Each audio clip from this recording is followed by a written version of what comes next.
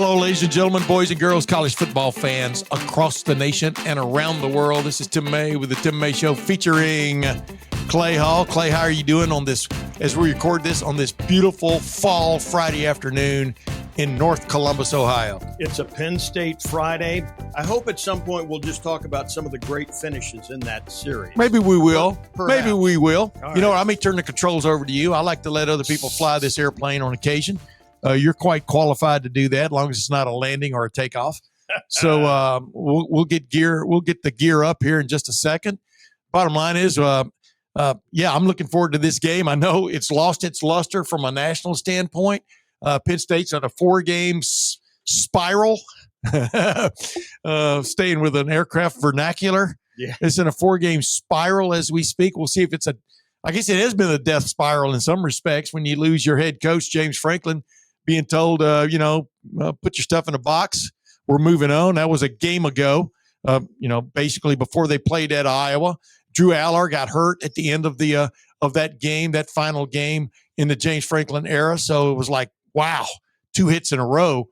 But now they're coming into Ohio Stadium under Terry Smith, who I kept calling Terry White forever. I mixed him up with people in my background. Terry White, a former safety at Ohio State. Well, I screwed up Isaiah West that day and called him Isaiah Boyd. Yeah, and then also, Terry Smith was a former. I knew it had something to do with Ohio State. Terry Smith was a former play-by-play voice for the Ohio State Buckeyes, who ended up going on and becoming the Anaheim Angels or the California Angels, whatever they're called now. That's how much I keep up with baseball. Their play-by-play guy for a long time. He and Tom Hamilton, went on to big-time careers. Not bad. Yeah, not bad at all. That's for sure. But by the way, Terry Smith once, he didn't rip me. He kind of made a comment about me on a talk show I was listening to one time. I had a very bad cold then, and I had taken 3 different types of cold medicines, and it hit me the wrong way, and I called him up. And when I first called the station, I called him with a fake voice. Fake voice. With something like this. Yeah, I'd like to talk to Terry Smith about some of the things he's saying, whatever. And then when he came on, he said, let's welcome in Jerry or something from Dublin. And I go, this isn't Jerry from Dublin. This is Tim May from Hilliard. And I proceeded to rip him on what he had just said, and I felt really bad about it later. You know how you do something knee jerk. And he returned the favor. Yeah. Oh yeah. Well, the thing about the talk show host, you've been on radio. Well, no, man, I've done that a lot. And you always have the last word. So be careful what you say to the person who always has the last word. And by the way, coming up in this podcast, we're going to have a short interview, about 3 minutes, with Urban Meyer, who is being honored at Ohio Stadium on Saturday because he is going into the College Football Hall of Fame in December, along with Nick Saban. Talk about a double whammy going in, coaching whammy of the first quarter of the 21st century. There weren't 2 bigger names really in college football coaching than Urban Meyer and Nick Saban. Take them whatever order you want. Nick Saban won 7 national championships, 6 at Alabama, 1 at LSU during that time. And of course, Urban Meyer won 2 at Florida and 1 at Ohio State. And it's still quite a feat. Double digit for those guys. I think I may be wrong. I think there have only been 3 coaches. I may be wrong on this. Maybe just 2 who have ever won national championships at 2 different schools like that. I'm probably wrong on that. I just read that stat the other day. I wish I had written it down, so at 71 I wouldn't forget it. But anyway, the bottom line is Urban Meyer, no matter what you thought about him at the end there, especially with the Jacksonville thing that went upside down on him, some of that his own making, some of it not. But the bottom line is, it is what it is now, right? He got in. He was with Fox before that, and then he rejoined Fox soon after that. He also did the Urban's Take with Tim May for a couple of years until parlaying into this Sinclair. I think Sinclair Broadcasting put together his podcast now with Mark Ingram and Rob Stone, part of the 4-man Big Noon Kickoff crew. That's right. And I got to witness that at Urban's Pint House on Thursday night. How many people dressed up? It was hard to tell. It was hard to tell who was in costume, who wasn't. I wasn't really there, and I'm just faking my answer to you because I didn't even pay attention to that. Oh, I get but I stuck around, and Urban is still highly regarded, for want of another term. He moves the needle, man. Autographs. As he will today. Autographs, photos with, and then we went in, and I let him do his little, he was sitting down, he was having dinner. It'd been a long day for him. He had to get up really early to leave his home down in Florida, get to Columbus, went trick-or-treating with his grandsons, and then ended up at the Urban's Pine House.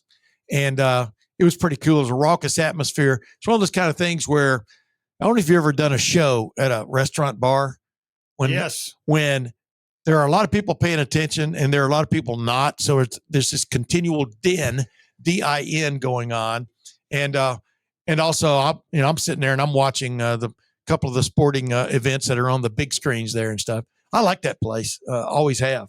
Yeah. And it's not just because of Urban. I love that Bridge Park setup. And next week, if we're lucky, we're going to have Bob Hoying on. Who was instrumental. Instrumental is the right word of getting that place built and designed and built. And, man, what a parlay he's done since leading Ohio State back for that great come-from-behind win 30 years ago.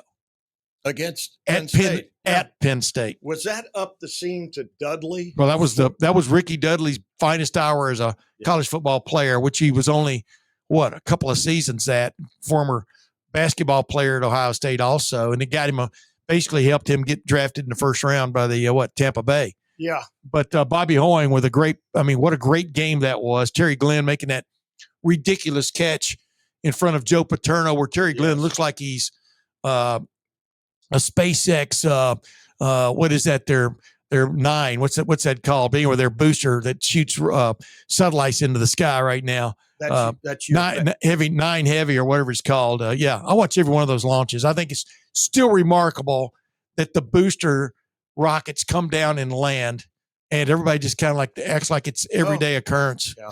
It's crazy. But Terry Glenn, Terry Glenn, jumping, leaping into the air, and pulling in that catch in front of Joe Paterno. Still one of the great. The Dispatch had a great photo of that, and it looked like Terry Glenn was 6 feet off the ground. That day they went 58 yards in 3 minutes and 10. Eddie George capped it from 6 yards out, and on that day, Mr. Hoying threw for 354 yards. It was a whale of an afternoon, 440 total yards, and but we'll get into him next week. Yeah, but we can talk about a little bit about that. Bottom line is, Ohio State welcomed Penn State into the Big Ten in 1993 and promptly beat them in a off and on snowy day in Ohio Stadium in October. This game has always been played around this time of the year. Last week of October, first occasionally first weekend in November. And then, of course, Ohio State goes to Happy Valley and gets bushwhacked. It's an ambush. That's from old brother, where art thou? Gets bushwhacked 63-14. Black Sox Day, the Black Sox scandal, because most Ohio State players wore black socks as a show of unity. I'm not sure for what. Still has never been made clear to me. And John Cooper's job was on the line at that moment. And Andy Geiger was a new athletic director at Ohio State. What's Andy Geiger going to do? Well, he put together, instead of going whack to John Cooper, put together that tunnel of pride, former players, in time for the Michigan game, which was 3 games later.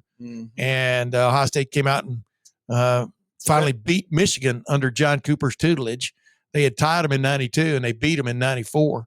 And so Cooper lasted through the 2000 season. And of course, from that moment on, really from that Penn State game on in 95, this team was as good as any team in the country. I'm talking about Ohio State. There was no college football playoff back then, so you didn't get in unless you were number one. You didn't even get in.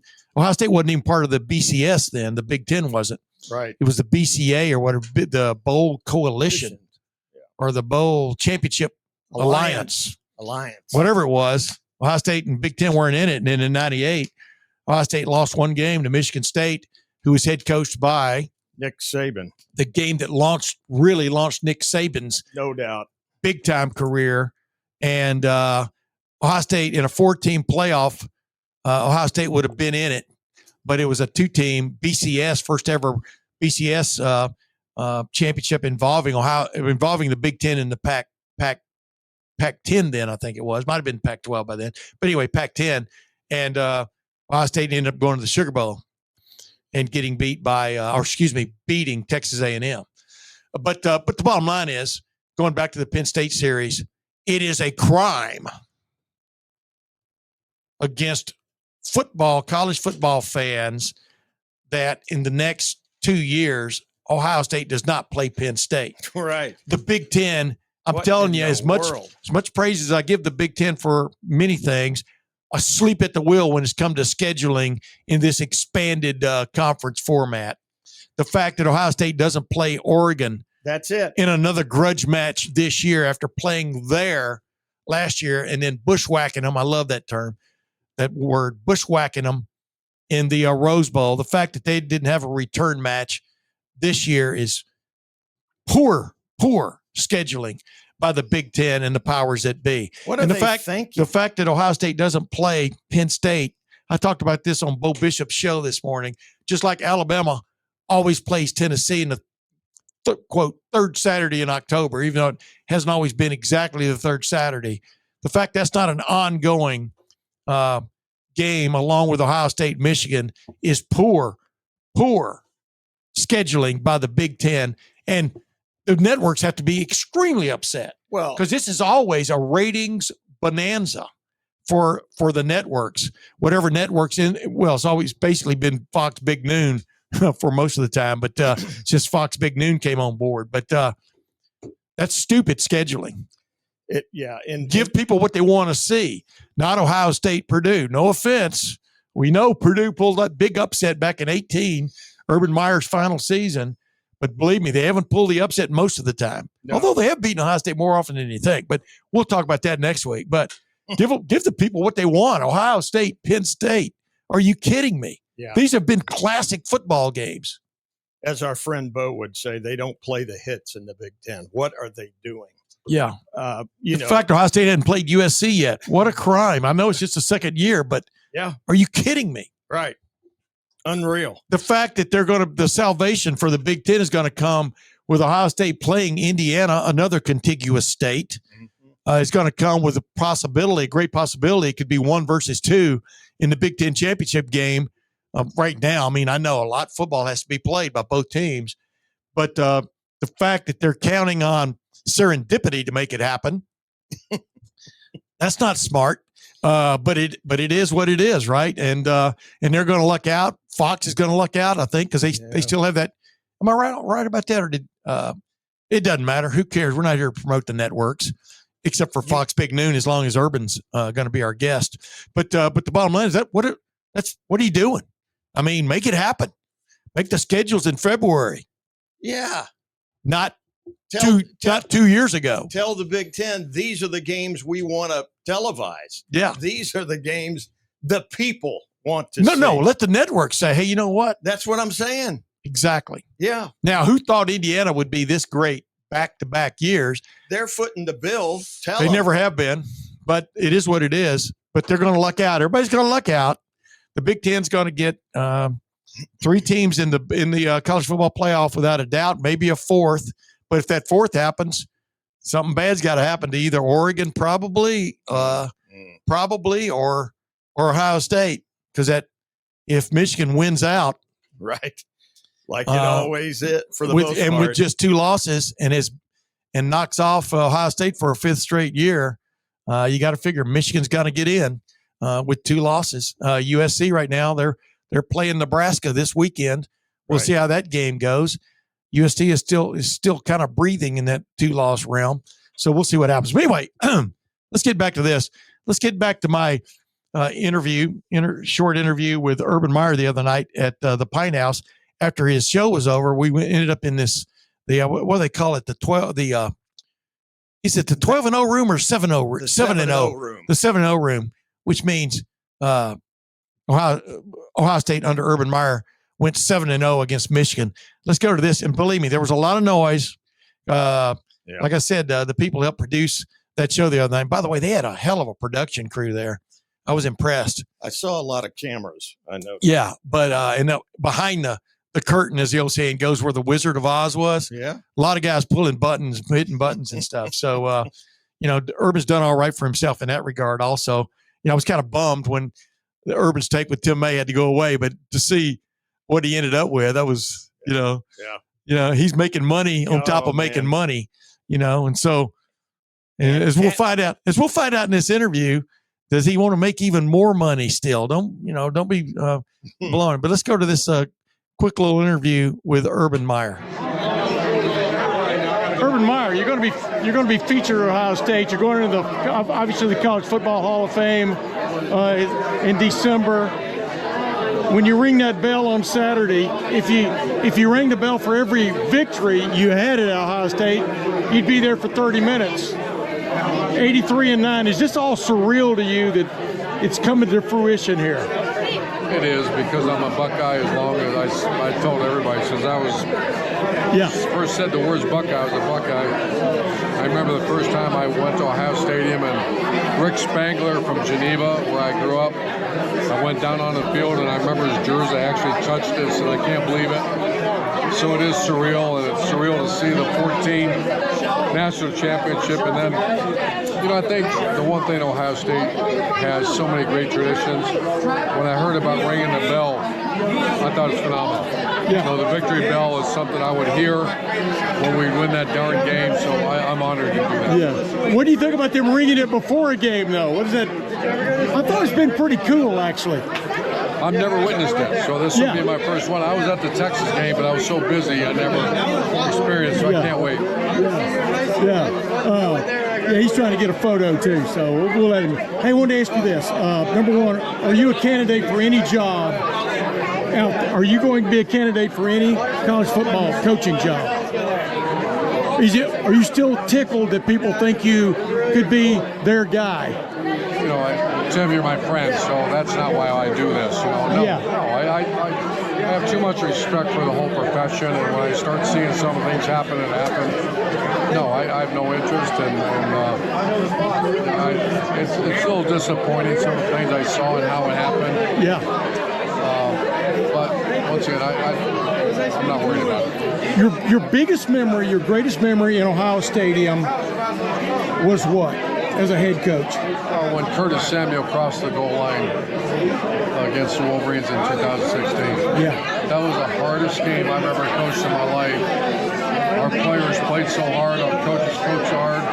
That team was every bit as good as we were, and we found a way to win the game. And that will, for the rest of my life, I'll never forget that first down when the JT Barrett got it. Last thing, by the way, it gave me tingles thinking about it. I mean, what a game. You won every place you went in a big way. You're allowed to brag on yourself a little bit when you're going into a Hall of Fame. What do you think you had, Urban, as a head coach that set you apart? I tell people now that I look back, when you see some of the players I was fortunate enough to coach and coaches I had on my staff, I really attracted great people. I'd take my coaching lineage, I'd put it against anybody in the history of the game. Yeah. I'd take my top players and against anyone that's ever played. Yeah. And I look back and say, you know what? I could spot talent, recruit talent, and coach talent. Congratulations, Urban Meyer. Thanks, brother. Remember? Oh, yeah. Number 16. Oh, yeah. No, I just like that last line there, man. That gave me goosebumps. Only because he's exactly right. And Urban demanded guys be better, not just players. I don't want to coach average. Now, not just coaches, and his same way with that, but also equipment, everything had to be getting better. And status quo there was no such thing in his coaching handbook as status quo or treading water. Yeah. What have you gotten better at today? Right.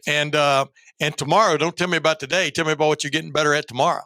And he was demanding. Absolutely, he was demanding. But man, what he did in 2 years at Bowling Green, Yeah. and what he did in 2 years at Utah, I've told him many times. He'll tell you he can remember me telling him this, but I've told him many times. Utah got robbed his second year there. That was one of the top 2 teams in the country. And I'm talking about in 1994 and 2004, and should have had a chance to play for the national championship, and didn't get that chance in the BCS era for whatever reason, because that was a great team with Alex Smith at quarterback, et cetera. Then he goes to Florida, won 2 national championships in 3 seasons, and surpassed Steve Spurrier, who's still so lauded, memorialized there and everything. And I go, but Urban did twice what Steve Spurrier did. Yeah. And then of course he came to Ohio State, and Ohio State was in a weird state then, because obviously Luke Fickell had been the interim coach in 2011 when Jim Tressel was forced to retire, whatever you wanted to call it then. It was a forced thing. In so many respects, that's fired in my book. But the bottom line is, when it happened, and that was one of just 2 losing seasons I've covered Ohio State. I believe that's right. Wow. And 4-6-1 and 4-6-1 in 88 and 6-7. Right. And 11 in 2011. They went 6-6 in 99 and didn't get to go to a bowl game. But yeah, and of course they went 6-7 because after Urban was named the head coach, the week of the Michigan game that year, Ohio State ends up playing Florida. Talk about ironic in the Gator Bowl, but he didn't take over until after the Gator Bowl, and all the former players who were on the coming back party from the 2011 Gator Bowl or 2011 season. In that Gator Bowl on January 1, remember the early morning workout the next day when a new sheriff was in town, and his name was Urban Meyer. But it's going to be cool to see him ring the victory bell, or you can call it whatever you want. I call it the come to fight bell, really, for Ohio State now, which they've had a former great either football or basketball celebrity ring it the first many times, first 6 home games. How many home games? And I'm stammering over them. I'm not thinking straight. Anyway, they've had a different player or coach. Obviously, Arch Griffin started it, and John Cooper got to do it. John Cooper also in the College Football Hall of Fame as a coach. But the bottom line, it's going to be cool to see him ring it. Like I said, if they let him ring it just one time for all 83 wins, he'd be there for half an hour. And did you tell him to let go of the rope? Yeah. Well, I told him after we got done. Yeah. I remember telling Cooper that. That was pretty funny. I was worried for John Cooper. But anyway, it is what it is. It's going to be Ohio State versus Penn State on Saturday. Should have been the premier game in the country. Might end up still being that way because, like I said, Penn State's coming in with something to prove. Of course, they always do. I asked Caleb Downs about that later on. So a couple of these interviews we're going to get to, but go ahead. No, it's just I don't. And everybody says, well, the luster's gone. The luster's gone. Well, maybe the luster is gone, but are you kidding me? The challenge isn't. No, exactly. And Ryan has said it a million times about the roster is the same. Well, yeah. Well, not quite. They lost their starting quarterback, but he's saying that they're still a talented team. Right. And, buddy, that would salvage this month for them after what they've been through to come into Columbus. And they've, the quality of these games, Tim, and you know it better than anyone, since 93 when they were members of the league. But some great finishes, some nip versus tuck, Knit versus tuck. Thank you. He has a way with words. Yeah, that's why he's a word smith. Yeah, I'm a Smith. I'm a word Jones. But Penn State, I'm just Jonesing over here. I mean, they still got the running backs. They got a Central Ohio kid playing quarterback. Ethan Grunkmeyer. Grunkmeyer. They've got LeVar Arrington, number 2, coming as well. He's a freshman linebacker. I can't tell you how much he's played. I don't believe you got 2 really good running backs. I mean, they've got their offensive and defensive lines haven't been quite what they've been in the past, but they've been really good. And I keep reminding people, they got beat by Oregon in overtime. They didn't get beat by Oregon 30-20 like Indiana beat Oregon. Right. I mean, they got beat, in overtime. And Northwestern's but from that moment on, it's been this plague, slow but steady slide, kind of like watching a glacier calve. When a glacier starts shedding ice. Yeah. It's been spectacular and scary, especially if you're kayaking near it. Yeah. And hold on for them. They probably feel like, yeah. But the bottom line is, I guess he kayaks like this. Yeah. But I was canoeing near the glacier. but wow, like I said, less than 2 touchdowns, they'd be undefeated right now. But they're not. Nope. And they've been on a slide. And Terry Smith's leading the way. But let's get to some conversations. You were part of, along with me, with several of the players, Ohio State players, on earlier this week, just talking about the game, talking about different things. I mean, we've got, for example, Caleb Downs coming up. We got several cuts from Caleb Downs coming up. Ohio State's All-American safety. Just about, obviously, Penn State is now led defensively by Jim Knowles, who was the defensive coordinator of Ohio State the previous 3 seasons, including last year, when not only they won the national championship, but they ended up being the number 1 defense in the country. And just this swing to Matt Patricia and what the difference maybe is like between them. Let's hear what Caleb Downs had to say there. We'll have a few in a row here. So if one overlaps the other, just because I'm slow on the switch. We're both doing the same thing. So we're telling them what we know about Coach Knowles. He's telling whoever they got over there what he knows about us. So, and that's how it is. Was the comprehension quicker on Coach Patricia? Because even when Knowles came in, he said this is a 2-3 year process. I have a very complicated defense. Did it take?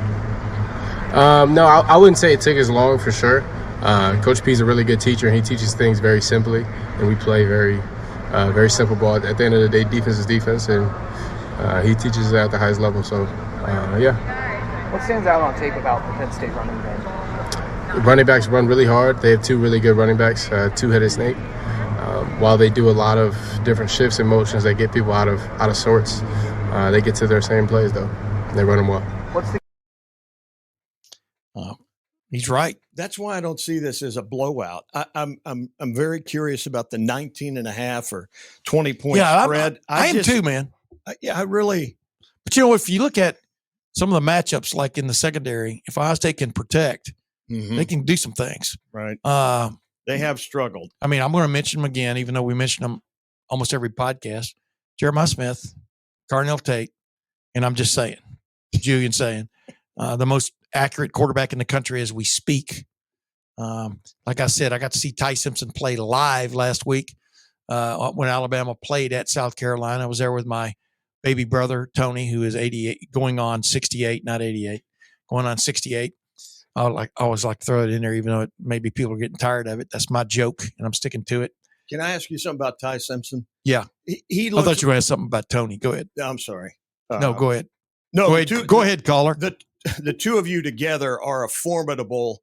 And he's an insurance guy. Well, he's so well informed and so kind of in tune with your game. It was great stuff. Well, I taught him how to throw the sinker pitch, and he said curveball was sinker pitch. And when he was in Little League, really, I could have been a pretty good coach because I observe and relate, and I understand a lot of things physically, how things work. How about like I said, I know a lot about aerodynamics and things like that, and just because that was my interest when I was growing up.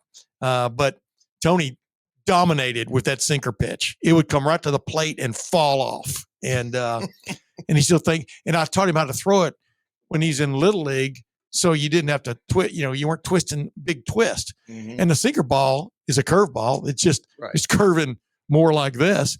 And I taught him how to come over the top with it and how to hold it, and boom, it worked. You could have been a physics professor. I could have been a pitching coach for damn sure. So that would have been your No, when you're a your physics game of- professor, you have to know all of the formulas behind things. I can just observe a lot of things and tell you how it happens, put it in. but I can't do it in Einstein theory kind of like language. Anyway, I guess I didn't know enough about Simpson. I'd read a little bit because my folks live in, isn't he from Carolina? I don't remember exactly No, where he's from. Simpsonville. I don't remember. It doesn't matter. Go ahead. Doug. But he's a very sturdy young man. Oh, yeah. I've somehow envisioned him as 6 foot, 195, and looks like he's 6'3", 6'4". He's stout. He's not accurate though. He's not accurate like Julian's saying. I'm just telling you. Now, might have caught him on a bad day, but it was a bad day in my opinion, a lot of the day.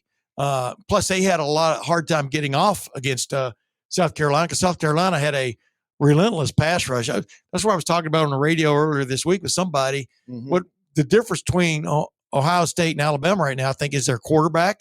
I think Simpson's really good. Yeah. I think Julian's saying we haven't even seen how good he's going to be. I agree. And he's already really good. Barring injury, those two quarterbacks, and then offensive and defensive lines, I give Ohio State the slight nod for both.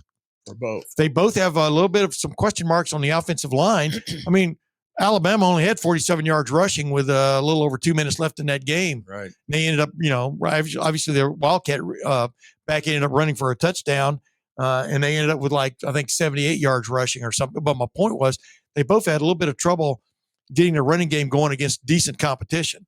And so that's where I look at those two teams. They're a lot alike, but I think Ohio State is ahead in that development in those areas and stuff. But anyway, let's go to what more here from Caleb Downs.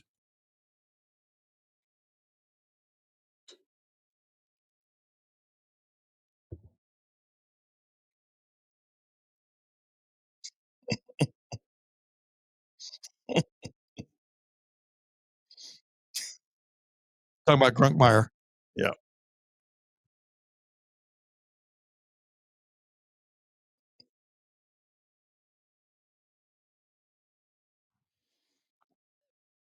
Wait a minute. I messed that up. Bottom line, what he said was at the end of the day, he's got to throw the ball somewhere to somebody. Sorry, I hit that button too fast there twice.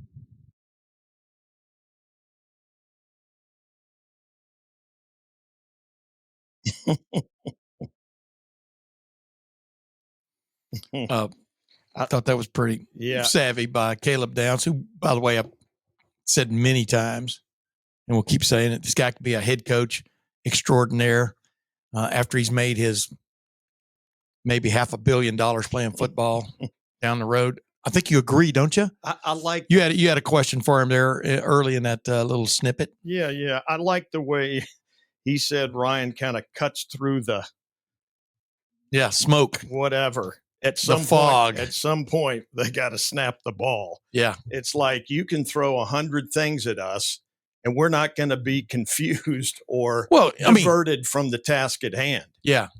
So, well, yeah. As Urban called that, Urban went for that spread offense, which is really what set him apart early in his career. And he was talking about the hood ornaments you keep throwing out there that, back in the day, to make them pay attention to this while you're doing this, almost like magician stuff. And you're right. Defenses have gotten more savvy in the sense of they still do, like on Matt Patricia defense, still does a lot of things before and sometimes during the snap, but then after the snap. That's true. Because if a team's in shotgun, for example, there's that split second when the quarterback's not looking. That's right. And that's what I've always disliked about being exclusively in the shotgun. I used to have conversations with Urban about that. Amen. And but the bottom line was, you kind of stick with what you do, and there's always a little pitfalls in anything you do, or little. But the bottom line is, defense have gotten more savvy. It's just sort of like he's talking about there about Matt Patricia. They're not doing what they're really doing. They're messing with the quarterback's mind more than anybody else on the field. That he's not going to see after the snap what he thought he saw before the snap. I agree. Yeah. But that's not that way for every play. Yeah. You may. And so you're kind of. Right. So, wait a minute. Are they going to move or not? Wait a minute. Wait a minute. You know what I mean? Just that little brief half second. If you just get a half second on the quarterback, it's an eternity for, Yeah, it's like 5 yards for a guy running at full speed. A half second is, and the guys we cover, and so it's huge, and that's where the margins are where the great teams separate themselves from the really good teams, and Ohio State has found a way once again. I think a blessing. I've said it before on this podcast. I'll keep saying it because I'm, my brother's Pete and I'm repeat. Although my brother's name is Tony, but 68. But yeah, if you can get these changes from one year to the next in your offense and your defense, instead of like when I was growing up, you ran the wishbone, or you ran the I formation, you stacked the I, and pretty much that's all you ran. And defenses, the Oklahoma defense was designed to stop what Oklahoma was running, which was the spread offense, which was the wishbone. The wishbone was designed to spread the field, make you cover the field basically side 53 yards. That's it. And so Oklahoma designed its own defense to go against its own offense, which was, I would call it timely for that era. And then the I formation also, teams stacked up inside you, ran the 5-2, and when I moved up here, with Earl Bruce running the I formation, Woody, I think ran the I for some, a lot, but the bottom line is you stacked up to stop power because teams were going to come at you, going to run the ISO play and try to have as many guys there to block as you could put in there to stop them. And if you guessed right a couple of times, you'd get a seam and go. But most of the time, 3 yards in a cloud of dust was accurate. You know what? You should write a memoir on football, and one of the chapters should read. Wait, would I have to type it? Because I hate typing anymore. I was good at typing class. I'll dictate it to my good buddy, Jeff Snook, who's written 1 million books. There you go. But one of the chapters should be that half second of doubt. Yeah. Plant it in the quarterback. Yeah. And he never gets comfortable. Well, the thing about the spread offense was designed to put that doubt in the defense. And so you're always looking for, like I said, that little bit of, it's called space. When you get a half yard on a defender, that little space you get. Also, if you can get a half yard in their brain, you got something going for you. And time and space is everything. Yeah, get everybody flowing, and then so anyway, let's move on though with some some more sound. Let's move on to some more sound from Caleb Downs about basically being asked about not playing Penn State the next couple of years. Of course, like I said earlier, he's not going to be here. Probably right. 99%, 95% sure of that. I remember when Joey Galloway came back and the day he announced he was coming back, I had written a story saying why he should be leaving. And he said, as he's leaving the press conference, he said, Tim, that was a very interesting story in the paper this morning. Okay, Joey. I like Joey, man. Joey Galloway, man. When you mentioned great wide receivers that came to Ohio State, it's really easy to forget some guys. But that was one of them, man. And he played in the league for a long time. He was sort of like Terry McLaurin, sort of bloomed his last couple of years. The only reason is because they didn't know how to throw the ball. In the Elliott Uzelac 1 year era, for sure. My. What a joke that was. What a burner that guy was. Oh, my goodness. Woo. He got faster after knee surgery. Yeah. Which, kind of reminds me of, I was talking to a guy one time and he was saying, probably every player could benefit from getting tightened up again, in the ligament. Yeah, ligament or area. Yeah, just tightened up a little because, when things become really elastic, they don't have quite that snap back and that, right. But you probably messing with fire there if you start going in for tune-up surgery. But anyway, let's get to this.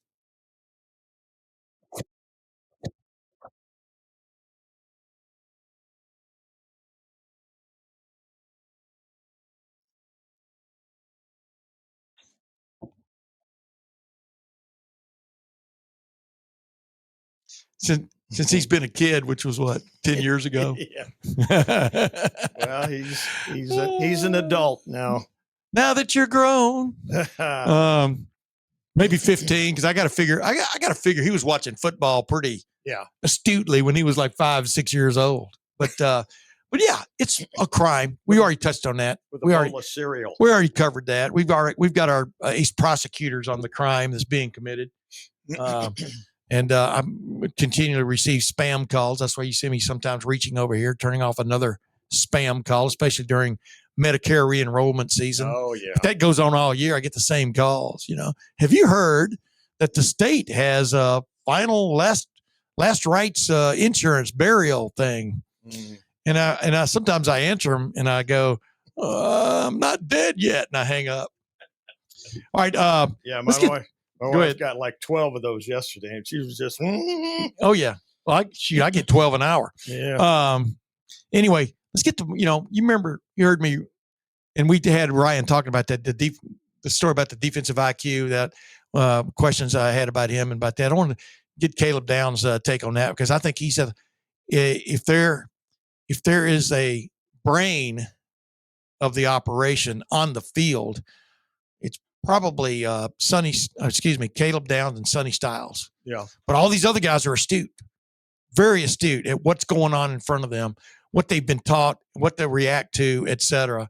Let's just get his take on that little question. Too bad I couldn't ask both those questions the same day, but here we go. Wait a minute, hit the wrong button. You ever do that?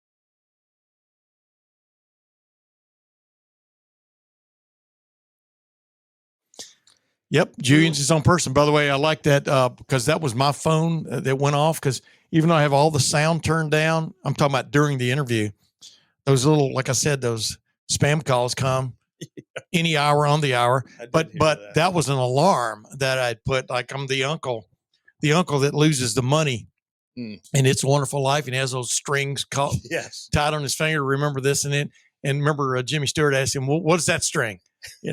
and he couldn't remember what that string was for. Which one is that for? But that's the way I remind myself about things. And I apologize for that. I like the way you looked at your phone there. That's how loud it was. But yeah, it was interesting. And by the way, the Caleb Downs, he and his brother, if you're an Ohio State fan, besides this podcast, that's must listen to podcasting, correct? Yeah, it's not bad, but I wouldn't take it over this one. Yeah, of course not, because you have a vested interest in this one. Given the experience of one Timothy May. Yeah, but what do you think about this? Just the way he talked about about this defense. I mean, the way they see the field and they understand what's coming based on their preparation. Yeah, you can still fool somebody, but not twice. That's what's really good about them. You get them with this play and that play, maybe in that first series or maybe the second series, but they've done a pretty good job of quickly adjusting. That's a sign of intelligence as a group, not just as a person. Yeah, and I want to see how they hold up. I mean, this is a team with two good running backs, as we pointed out. All right, speed physical is what you're talking about, not just mental. Both seniors, and that's going to happen in the last game as well. There's a parallel between these two. There's some stuff there in the middle that I don't think will be quite as tough to overcome. So I want to see when somebody wants to play bully in the run game, and how does Ohio State respond? That's pretty good. I mean, I didn't even write that for you. You didn't even know this, but that's a good segue because, of course, Ohio State's trying to become the bully itself when it comes to running the ball. And so Austin Servell was talking about how in that Wisconsin game it was a disappointment how they ran the ball. Right. Couldn't get it done against a defense that's been okay this year, but not great. But they had one guy, Wisconsin had one guy in the middle just mucking up the thing for Ohio State. And that's when it became acute, the situation at right guard for Ohio State with Tegra Shabola and then Josh Padilla going in for him. And that battle continues. Yep. But after a little bit of a snag here with a little bit of the end of the Caleb Downs sound, we'll get into Servell responding to that, talking about that. No snag. Yeah, so all of us some of us had that one block. We were one block away from hitting a big run, and then coming on the sidelines. You just look at him and like, come on, we got to be better than this. That was it. Yeah. There's some other words in there, but I can't really share. I was going to say, wow. Austin, what is it like to be in the midst of a season like this where you guys are the number one team in the country, undefeated, by acclamation number one team? What do y'all keep telling yourselves about what's coming? We got to get better each day. Every week, everyone's improving, so we got to upgrade each week. That's what Coach Dave been preaching to us every week. We got to upgrade.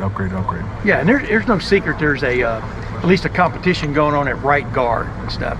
Does that upset anything as you guys get ready for a game like this, or does the competition? How would you describe what's going on there from the standpoint of Josh and Integra, and how it maybe enhances you guys?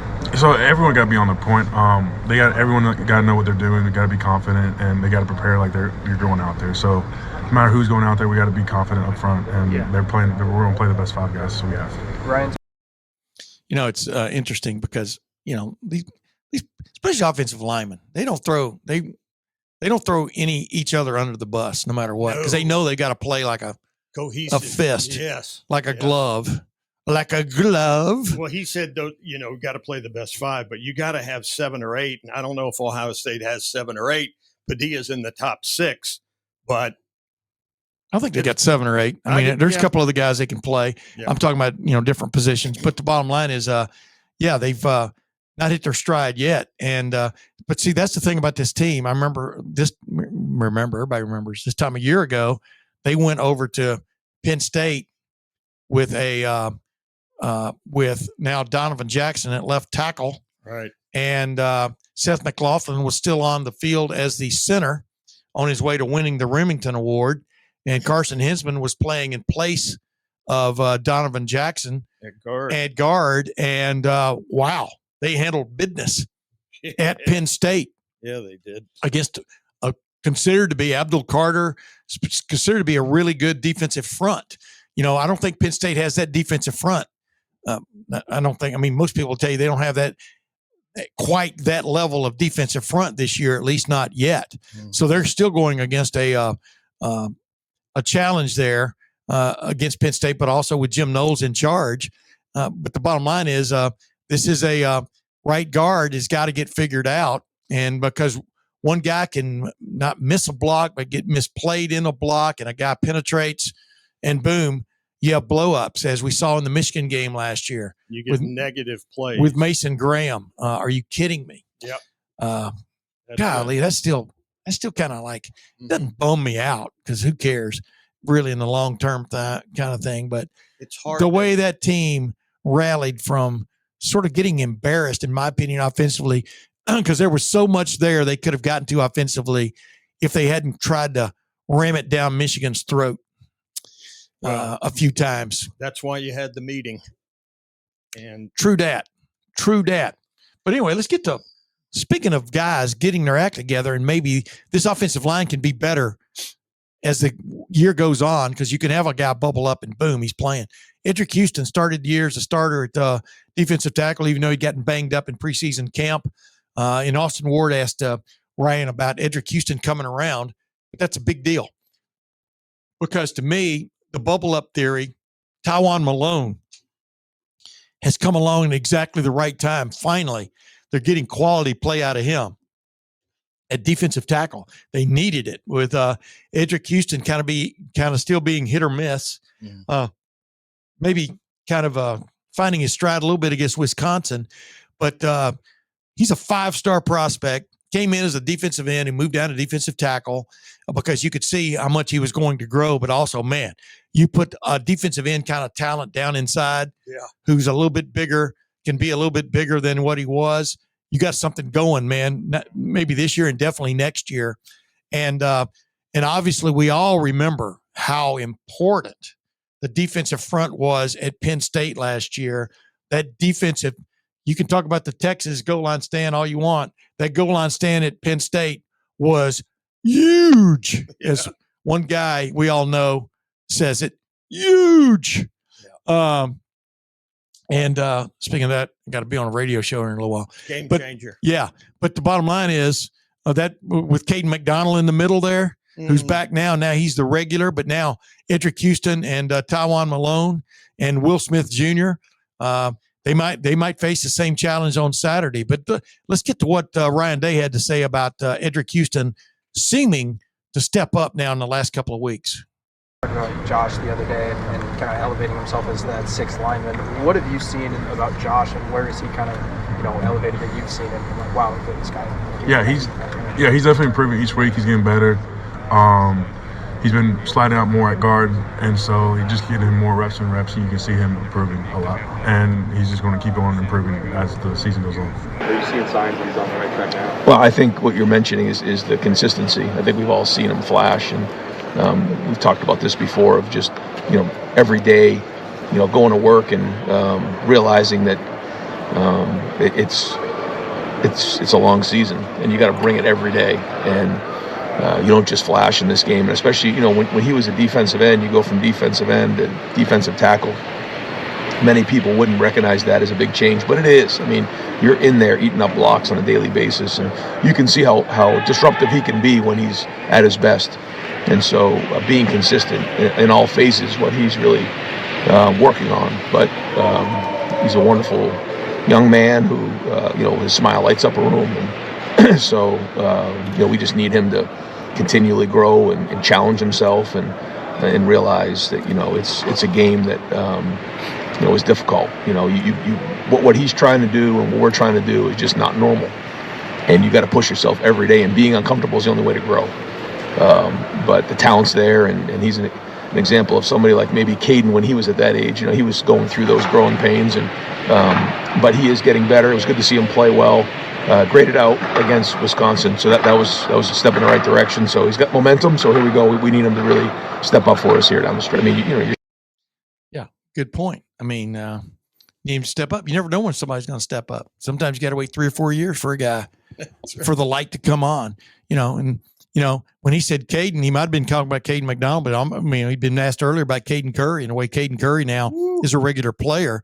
But if you haven't seen, I think Caden Curry's always had the fire, but his savvy has stepped way up as a defensive end. Now he's a regular player.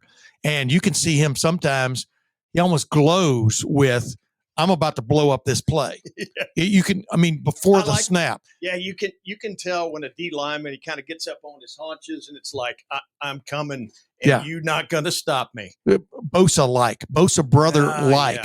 Yeah. You could see that, Joey Bosa with that shove sack against Penn State way back in 2014. What a play.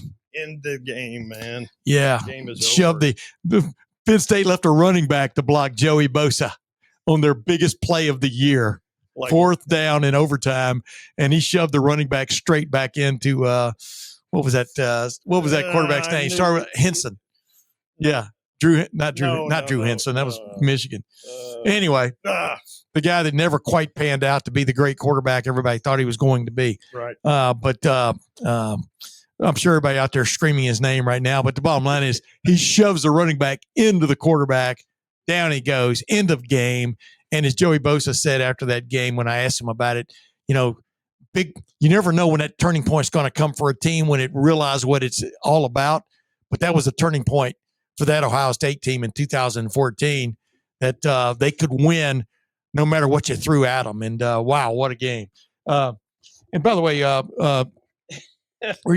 Ryan was asked a little bit about Julian saying what could be the next step he could take. I think Bill Rabinowitz, our guest this time a week ago on the show, but this picks up in kind of the middle of the answer when he's talking about not just Julian saying, but the efficiency of the offense can always get better. And of course the run game can get better, but the quarterback finally is running the show, pardon the pun.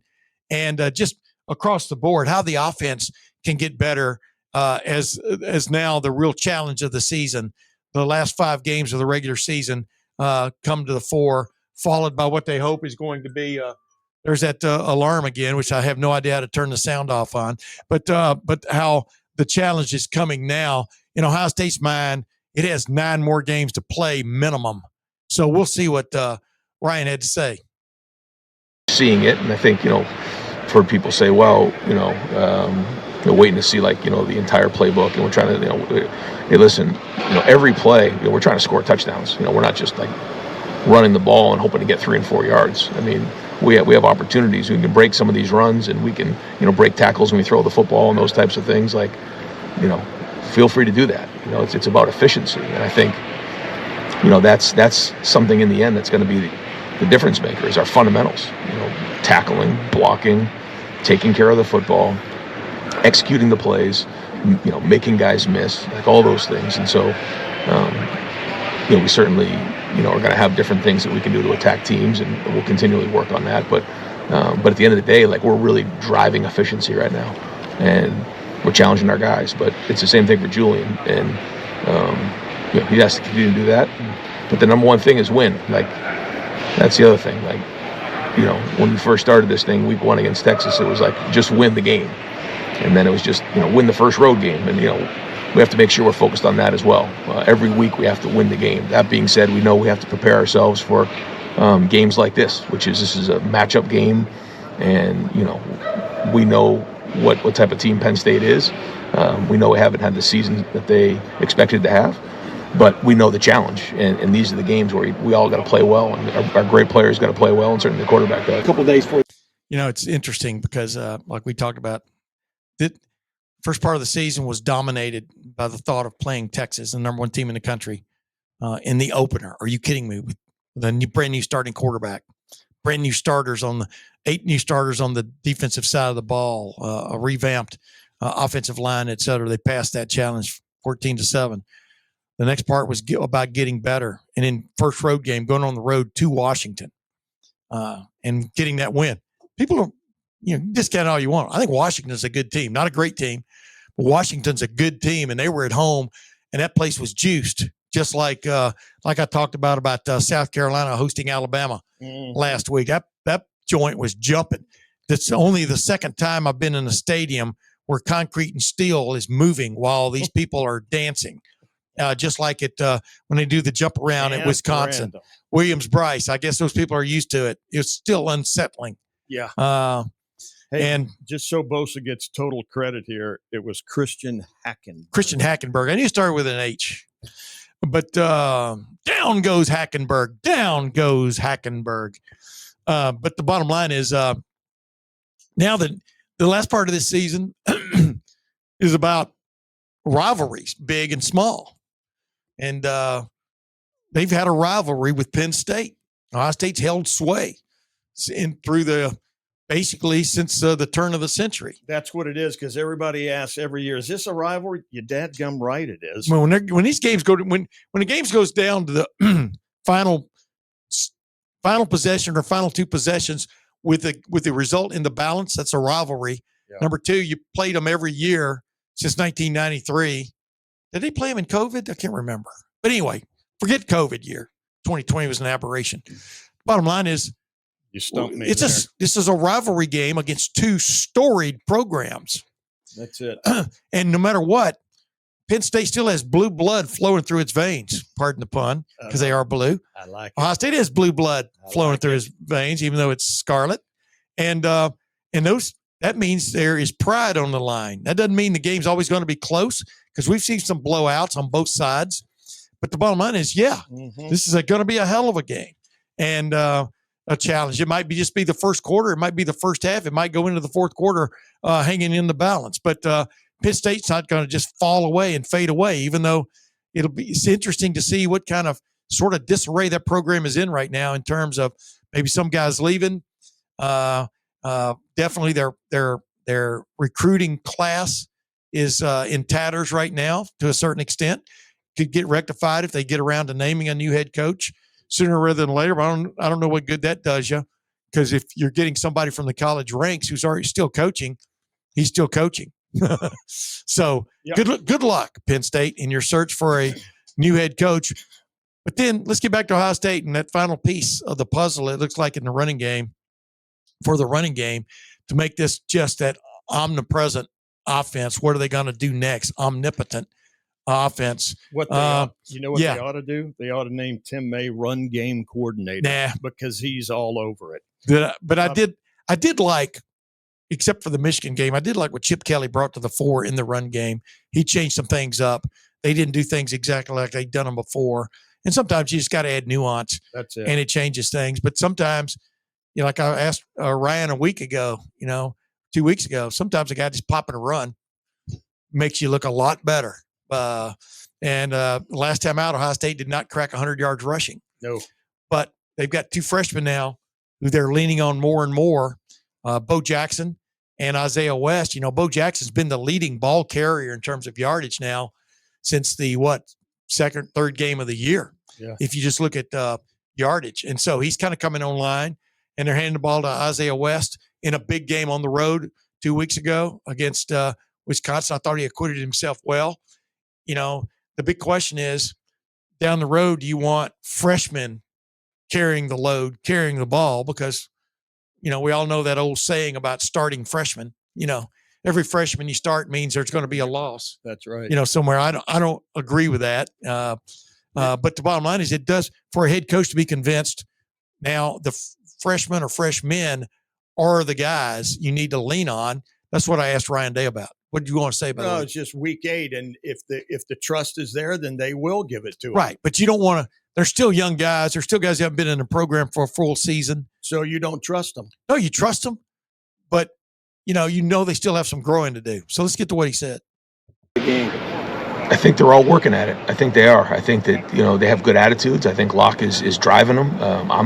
They're driving them as well, and I think that they're learning and they're growing. I think for the most part they're a young group that haven't played a lot of football yet. So, but they got a good look in their eye, and they come to work every day, and they're practicing hard, and they make mistakes, but then they flash, and so they just haven't played a whole bunch of football before. CJ's played the most, so we're just trying to get them as many reps as we can, and we practice hard, because we're trying to simulate what that's like in the game. And, they all have really high ceilings, I think, and bright futures, but they're just working at it, and we'll keep pushing through and try to figure out who gives the best chance to win the game, and then looking at it from a wider lens of where we think it's going to go as the season goes on. But we feel confident in all the guys in the game. Is it tough to lean on a freshman though? I mean, you have to be overly convinced, through your career and stuff. Has it been tough to like kind of go that route finally? Well, I think we've seen it. The season's long, and high school players aren't used to this long of a season. So to expect them to carry the load for the entire season is probably a big ask. Not that they can't do it, but when we have the opportunity to spread it around and to build as we go, that's probably what we have to do. But the more they can handle it, the more we're going to put it on them. And here we are now. Now we're in the second half of the season, so it's time to go. You wanted to make a point. What was your point before you coughed? Well, and I had to take you offline. Some of our listeners may have heard Ryan Day pointed out on his call-in show that they went in pads on Sunday. A little bit, just tweak things a little bit to remind what's at stake here. Reminder about toughness, and I think that's a nice little tweak going into what people think, oh, the luster is gone. It's still Penn State. Yep. So, bingo. Yeah. Upgrade on 3. That's how we're going to break. I want to tell you something.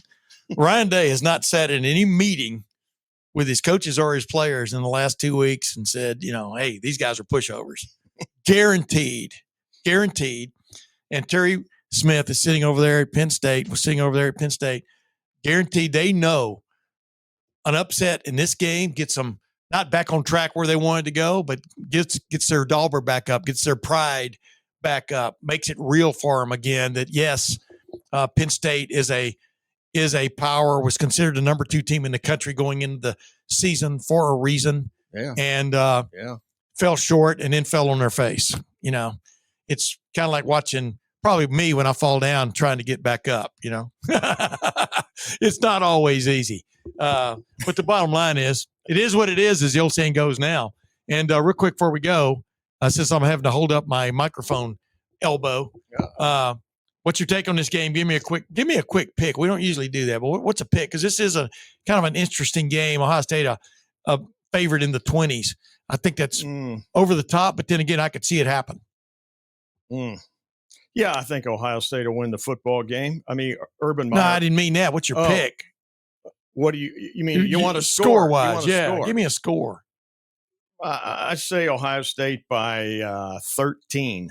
I think it's much closer than people think. I think Ohio State wins easily. You didn't give a score, obviously, but Ohio State wins easily in terms of the margin. I think if they shut down or slow down, neutralize, for one of another term, Penn State's running game, they got them exactly where they want them. And I think this game could turn that way. So I could see Ohio State winning in the neighborhood of like 34 to 7, 34 to 13, somewhere in that realm. But anyway, okay, we'll see who's right. I'm Tim May. That's Clay Hall. We'll be back on Monday. Set your clocks, set your alarms on your cell phone like I do for next week's start of our 3 podcasts next week. But it's been a pleasure being here once again. And for Clay Hall, once again, I'm Tim May. We'll see you then.